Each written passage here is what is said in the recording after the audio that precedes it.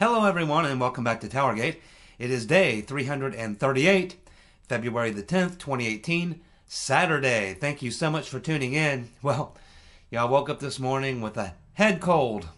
Yeah, got a cold. So I'll do my best to get through the video. There may be some coughing and sneezing and things and such, but I'll do my best to get through the video. Just too many important things to cover today to blow it off or anything like that. I don't want to do that. So I am going to do the video. I don't feel very good, but we'll get through it. And hopefully we'll learn some new things today, and I think we will. So let's go ahead and get started, and let's see what's up. On the first thing we have to talk about today would be, of course, the Associate Attorney General, actually the Associate Deputy Attorney General, Rachael Brand, who was the number 3 person at the number 3 official at the Department of Justice, is stepping down. She's going to go to the private sector.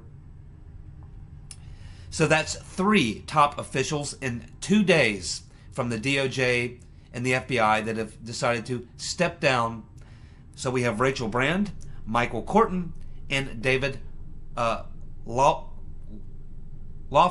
L-A-U-F-M-A-N, Laufman. So these are the 3 officials in the last 2 days that have stepped down. Now, I'm pretty sure it has a lot to do with what they know is going to be coming out in the Inspector General report. They're trying to get out ahead of it. Again, as I said yesterday, they don't want to be in a situation where some really ugly things come out and then we find out that they kept these people around after they knew what was coming out. So I think this is just covering their 6, which is exactly what I would do. It's what you would do. It's the thing to do. It really is. So, but it tells us a lot.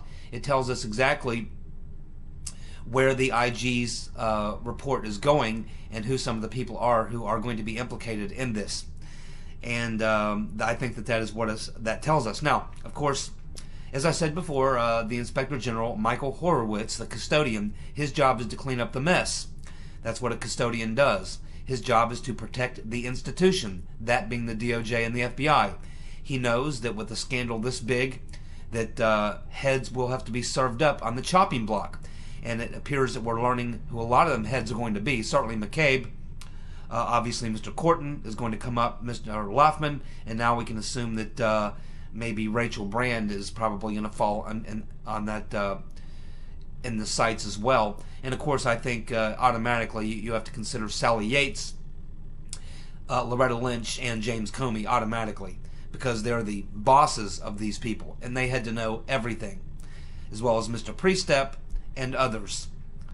Now, in this particular case, Rachael Brand is she's been around for a while and kind of worked herself up through the Justice Department, but she's actually a Bush crony. She's part of the Bush crony family, which of course the Bushes hate Trump as bad as the Democrats do, so it doesn't really matter, does it? Having a Obama or Clinton holdover in the DOJ or FBI is, bad. Having a Bush crony in there is just as bad. There's no difference. The Bushes and the Clintons are almost like family. They go back a very long way, back to Mena, Arkansas. That's how far they go back. When Clinton was lieutenant governor and then governor and was running that, and before that attorney general, and running that little drug operation out of Mena, Arkansas. It was a CIA operation, and the guy who was running that CIA operation was the CIA person who was over the Caribbean operations. That man was named George Herbert Walker Bush. Poppy, as they call him. So there we go. Next, Trump will not release the Democratic memo because it contains classified information. Now, there will be a lot of people who will say, oh, this is just Trump trying to block the Democrats or whatever, but both of the letters from the DOJ and the FBI have been able to be viewed. When the Republicans released the FISA memo, the Nunes memo as some people call it, we got to see the letter from the FBI and the DOJ about their thoughts about releasing it and whether or not it contained classified information or gave up sources or methods or whatever. And they gave it the all clear once they reviewed it and redacted a couple things. And we also have the letter from the DOJ, the FBI, and the CIA as far as how they feel about what's in this Democratic memo, and they do not give it the thumbs up. And so it's not, you can say it's Trump's call, but it's really Trump making the decision based on the letter he received from the FBI, the DOJ, the CIA, basically saying, hey, there's some things in this Democratic memo that are classified information, and probably shouldn't be released in its present form. So I think what will happen is they'll go back and they'll look at this Democratic memo. They'll probably redact a lot of it, take some stuff out, do whatever. But it'll probably be released at some point, but in a different form. But this is not Trump just, being an a-hole or not wanting to give the Democrats their side of the story. This is, a decision that's actually made by Trump based on what he's being told by the FBI, CIA, and the DOJ. There's classified information in there, and the memo needs to be worked on before they can release it. So that's the truth about what's going on with the Democratic memo. Here's a very interesting thing that we just learned. Excuse me. My nose is running like a faucet and has been all day long. Just drip, drip, drip, drip, drip. Just like the day-by-day TowerGate information, drip, drip, drip. That's what my nose has been doing all day long today. Gone through a lot of toilet paper because I have no Kleenex, but I'll be picking up a couple boxes in the morning when I go to the store. I'm going to need them. How about this one? Carter Page contacted the Trump campaign after the FISA warrant was granted. Carter Page contacted the Trump campaign after the FISA warrant was granted. Now, we talked yesterday about, is it possible that Carter Page was an FBI plant? And I wasn't really sure. I'm like, well, it could be. It's a crazy story. Nothing would surprise me at this point. Page wasn't particularly close to the campaign. He was kind of like a outside advisor on energy and things and such. Was never really thought to be like an insider. Most people didn't even know he was part of the campaign or anything else. But what's very interesting is that when you learn that he only had an interest in contacting the Trump campaign after they had secured the FISA warrants against him. That is a very interesting thing to look into, and I'm sure that, in fact, I know for a fact already that both Grassley and Nunes have talked about the fact that they want to get the transcripts of the interview with Carter Page. So hopefully they'll get the transcripts, and hopefully we'll learn more. We obviously know now that Carter Page was helping the FBI in an investigation to bring down a Russian mobster, which they did. And so it shouldn't surprise us that he would be someone that the FBI might use. And it's sad if Carter Page did that. I don't know what his political leanings are, but he's probably a neocon or something. But anyway, that's the fact. He contacted Trump after the FISA warrant was granted. And that raises questions. Everything in this case raises questions. You have to be suspicious about everything and everyone. Literally, you have to be suspicious about everything and everyone in this crazy story. Just so many things that are beyond the realm of, not so much beyond the realm that we would understand them, but just beyond the realm of trying to understand why they would be so careless. And I think the only answer to that question is that they just never thought that any of this would be scrutinized. They thought Hillary would win. Because if they thought there was any chance at all that Trump was going to win, they certainly wouldn't have carried out these operations the way they did, so carelessly, leaving so much evidence. Particularly with Peter's been stroking us some loose Lisa Page. It's almost like they wanted to get caught. I mean, it's remarkable. They were terribly arrogant and just thought that they would never be scrutinized. And that's the only logical conclusion you can come to. Okay. Well, the Rotten Reverend was giving a speech to she was doing a video shoot for a left-wing activist group the other day when she went into another one of her uncontrollable coughing fits. So whatever problem she had, it hasn't gone away and it hasn't gotten better because she went into another one of these coughing fits where she just could not stop coughing. She would say a couple words and a couple more words and trying to drink the water, can't drink the water. I mean, it's just, she's a mess. She is a mess. But what made this more entertaining, if you haven't seen the video, what makes it even more entertaining is that as she's going into the coughing fit, and at that point she's talking about, I am going to fight every day, fight to, it's just funny. She's talking about she's going to fight, and she breaks into this uncontrollable urge to cough. Her brain's out, her lungs out. Sounds like she's going to cough up a lung. God knows what's going on with that woman.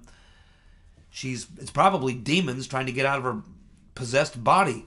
God only knows what those demons are suffering. Could you imagine being a demon having to live inside the body of the Rotten Reverend Clinton? That's eternal damnation. That's hell. Maybe that's what hell is. When you die, if you've been a bad boy or a bad girl, you end up somehow being cast into the body of the Rotten Reverend Clinton. That's your punishment. That is your hell.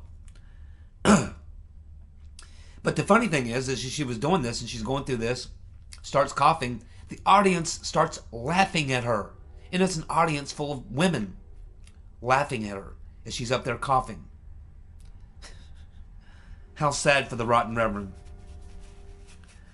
Get her fitted for that orange jumpsuit and that government-issued colostomy bag. She's going to be needing it.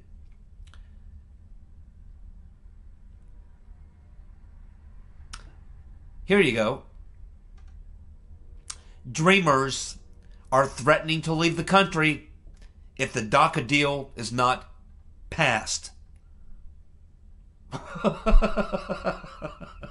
Promise? How's that? They're going to leave the country, threatening us with leaving the country. We're going to leave the country if we don't get our DACA bill. Well, isn't the DACA bill to try to throw you people out of the country? The people who don't meet the quota? Something about that doesn't make a lot of sense. I'm not sure exactly what they're thinking. It's like holding someone up, but instead of pointing the gun at them, you point the gun at yourself and say, okay, give me all your money or I'll shoot myself. Give me that watch or I'll blow my head right off. Okay, go for it. Let's see.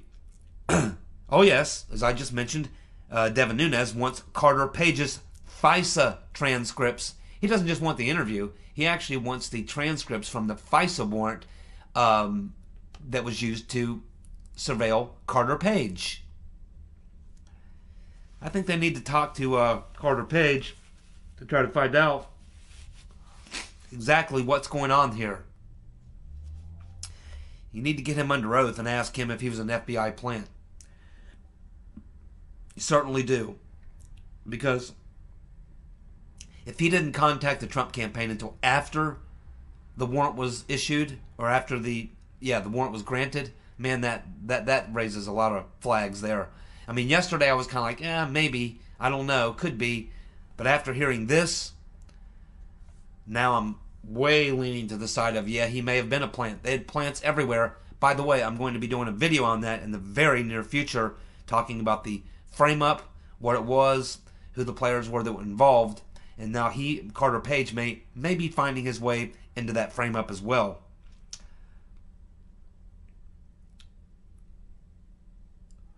Mark Warner. Mark Warner's contact was Adam Waldman. He's an attorney and an advisor to Sergey Lavrov, who Lavrov, of course, is the Russian foreign minister. We've all seen Mr. Lavrov. And this has to do with the deal where he was trying to get dirt on Trump. And we all know about that little flare-up, and it's being talked about a lot right now with Senator Mark Warner and what was going on there. So it looks like the go-between was this guy, Adam Waldman. He's an attorney and advisor to Sergey Lavrov. Sergey Lavrov is a pretty serious dude. I have a rough time believing that Sergey Lavrov would be involved in anything like the dossier or spreading fake news or anything like that. It just doesn't sound like Lavrov. He's a fairly straight shooter. Yeah, he's a liar in a lot of ways. But it doesn't sound like something he would get mixed up in. So I'm not really sure what to make of this story. But we do know that Mark Warner was certainly trying to get with Christopher Steele. And he was trying to use Mr. Waldman as the intermediary. And they didn't want to have any paper trail of what they were doing. It was all kind of a sneaky deal. But it was collusion, essentially. We had Mark Warner colluding with the Russians. I wonder if Uncle Bob will be looking into that. Here you go. You're going to like this one. You know, these text messages from Peter Spenstrokounis and Loose Lisa Page are a gold mine. And like I say, I mean, I can't believe they actually had these conversations in texts, emails. I mean, these are the type of things you wouldn't talk about, even if you were number 2 counterintelligence, the FBI. I mean, you just would never take this risk to have these conversations. I'm coming to the conclusion that these two really weren't very smart, considering they were high-level, you know, attorneys and legal people and FBI and DOJ officials. They just weren't very bright. I mean, there's no other conclusion you can draw. Check this one out. Peter Spenstrokounis, knew that the Rotten Reverend Clinton, the Hillary Rotten Clinton camp, used BleachBit the week she did it.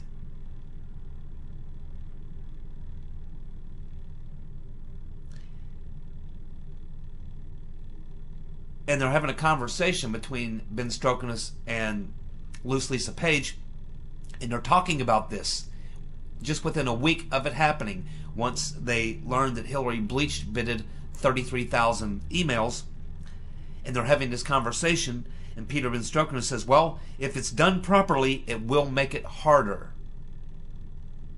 Huh. So, it kind of shows us two things. Number one, most importantly, Peter Spenstrokounis, and that means probably all the people around him, knew that the Rotten Reverend Clinton BleachBitted those emails. Hell, for all we know, they're the ones that advised her to do it.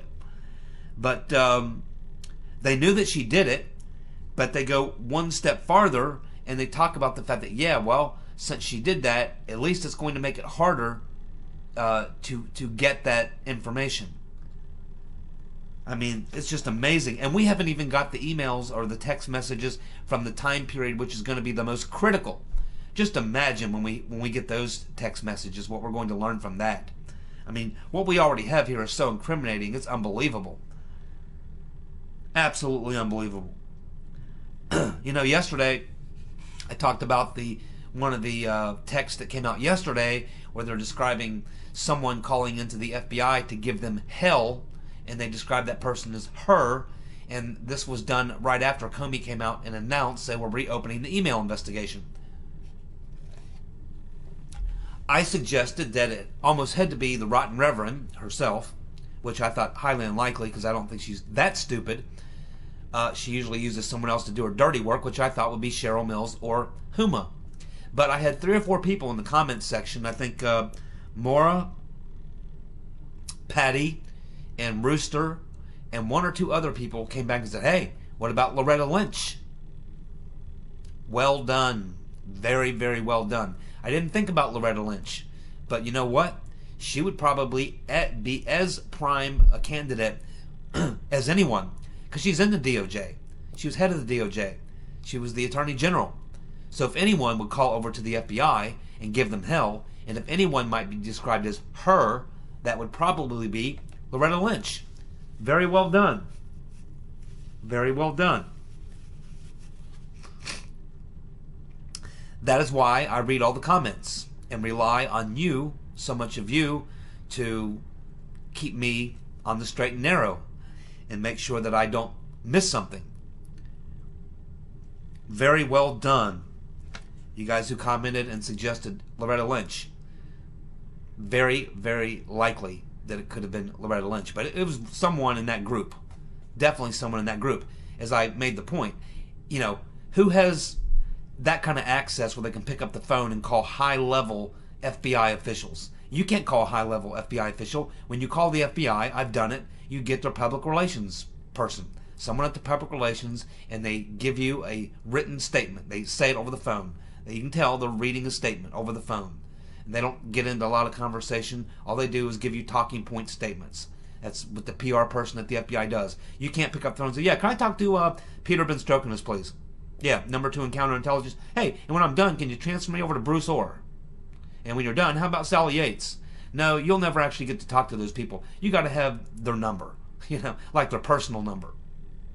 And clearly this is what happened here. Someone who has that type of access to call high-level people at the FBI and raise hell with them.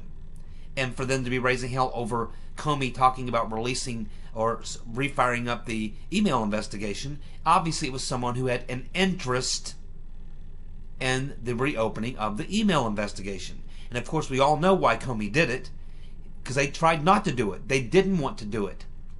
We know now that Peter Ben Strokinus had those emails for a month. But what happened was, you had the New York police detectives who knew about it because they're the ones that found it and contacted the FBI. So you had the New York field office of the FBI who were aware of it, the New York police detectives who were aware of it, and then you had that leaked to journalists. You had a couple journalists, and you also had a couple department officials. Someone at the DOJ was aware of it, other people in the FBI. There was too many people that knew about it, and I guess Comey couldn't put the hush on all of those people, and he couldn't take the risk of this coming out later, so that's why he was forced to come out. But if you remember, he came out, he reopened the investigation, and then he came back 2 days later, just a couple days before the vote, and said, okay, we've looked through a gazillion emails, and there's nothing new there.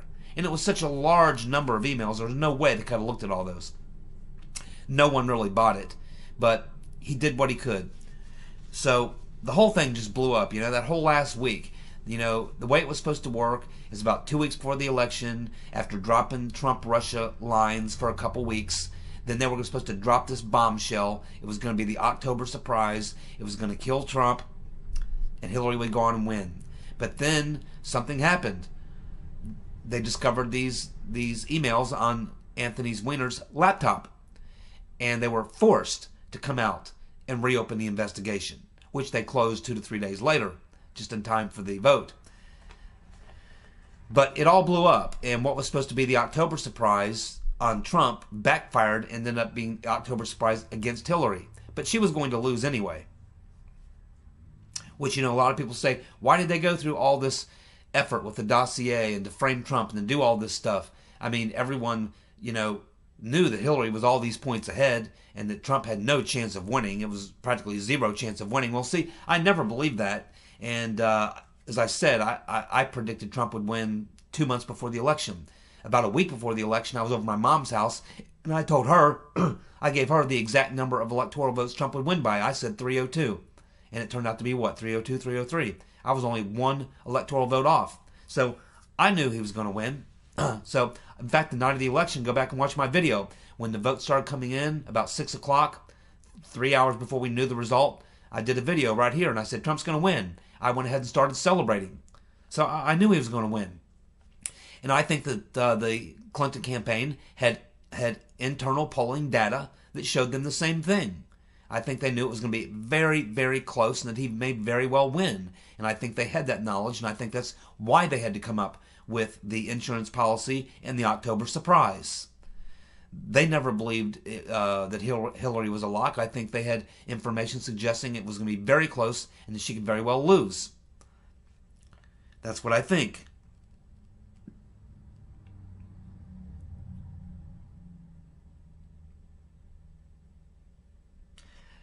Devin Nunes and Chuck Grassley are now focusing their attention on the State Department, but specifically they're looking now at Sidney Blumenthal, Sid Vicious they call him, Mr. Shearer of Second Dossier fame, and of course Jonathan Weiner, the intermediary between Mr. Shearer, Mr. Blumenthal, and Christopher Steele.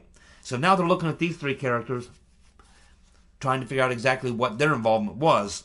But one thing about all three of these people, that we know Blumenthal, Shearer, and Weiner, when you talk about these three people, you're talking about being inside the Clintons' inner circle. And that's where this is going. As I've been saying for a long time, this was a Clinton operation. We're now getting into the Clinton inner circle.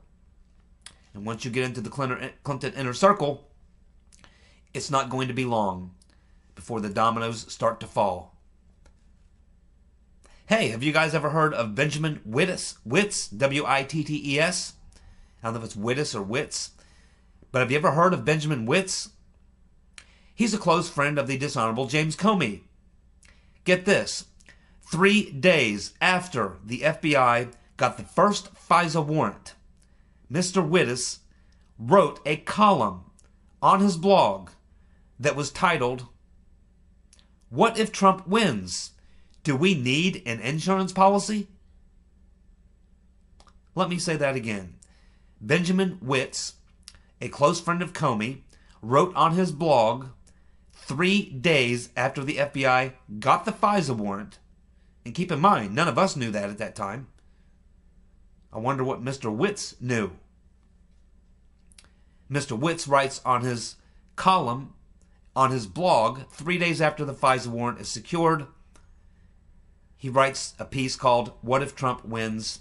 Do we need an insurance policy?" It's just unbelievable. It's just hard to fathom. I don't know if it's incompetence or arrogance or stupidity or God only knows.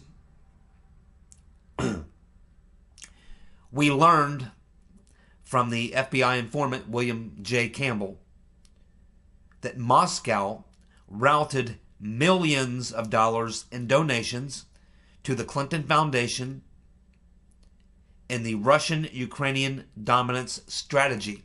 So a lot of what Campbell is talking about is that this was a long-term plan that went on for about 7 years. It was a plan that the Russians had, which was actually had a name called the Russian-Ukrainian dominance strategy, to gain control of a larger share of the global uranium supply. That's what this was all about. And we are learning that Uncle Bob knew all about it. He knew 18 months before the deal went through. He knew all about the plot and did nothing, said nothing, despite the fact that he was obligated to do so to the various committees that have oversight. Absolutely unbelievable. Do you think that when Uncle Bob is digging around along with his Hillary donor posse, that they might stumble on to some of his own crimes? What do you do when you're doing a criminal investigation and you stumble on to your own crimes? Can we expect that Uncle Bob the executioner and the Hillary donor posse is going to say, "Hey, Uncle Bob, look what we just found. It looks like you're complicit in a plot to cover up the Uranium One deal." Huh, how about that, Uncle Bob? What are you going to do now? Well, let me tell you what you need to do now, Uncle Bob. You need to shut down the witch hunt and lawyer up. That's what you need to do, Uncle Bob. Guess who else was quite aware of all of this going on? Not just FBI Director Uncle Bob Mueller, the executioner, but the heads of the DOJ were aware of it, Loretta Lynch and Eric Holder. The head of the State Department, of course, the Rotten Reverend Clinton and John Kerry. The head of the IRS, Lois Lerner. And God knows what other bureaucracies in the Obama administration were aware of it. And Obama was certainly aware of it. They were all aware of it. They knew exactly what was going on. I'm telling you. And I believe it was Devin Nunes that said that he will be calling Uncle Bob Mueller to answer some questions about his involvement in the Uranium One deal and this plot, and why he failed to do his duty and to carry out his responsibility to the Congress the committees in Congress that have oversight. It was a massive fail on the part of Bob Mueller, the executioner. We can assume that it wasn't just that he was lax or lazy or forgetful or anything or anything like that.